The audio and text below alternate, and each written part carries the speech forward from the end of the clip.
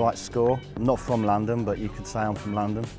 I've painted in London for the last 20 years. I started like a lot of people, like the first, maybe not the first generation, but the first hip-hop generation, around 83, 84.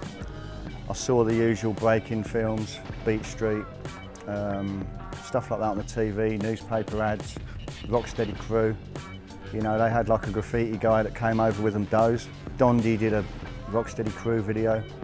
Started seeing it. I was into art before then. I was really into like groups like Madness and stuff that had like band logos that was all lettering. I was already kind of into that sort of thing, comic books. So graffiti was really tailor-made for me, although I started breakdancing and hip-hop and, you know, I just went on from there really. As soon as I started doing graffiti, it just clicked with me, and I haven't stopped for 22 years.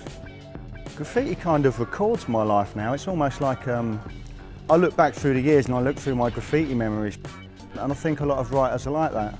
You know, you paint in different places over the years, you paint with different friends over the years, and when you look back, they're the things you remember. And it's a really nice way of like, oh yeah, the summer of '93 I was in Amsterdam and that was a really good year. The summer of '98 we were in Germany, you know. And music, you see certain paintings you did and you remember certain records, certain things on the TV, certain movies that inspired you.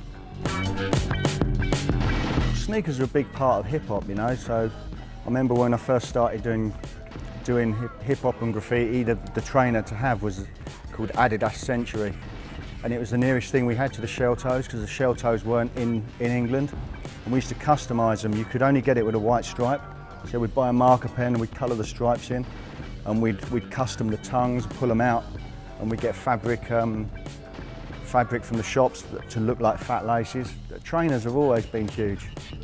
It's another thing when you look back through your photos and stuff of you back in the past, you look at the trainers you had at certain times. It's a big part.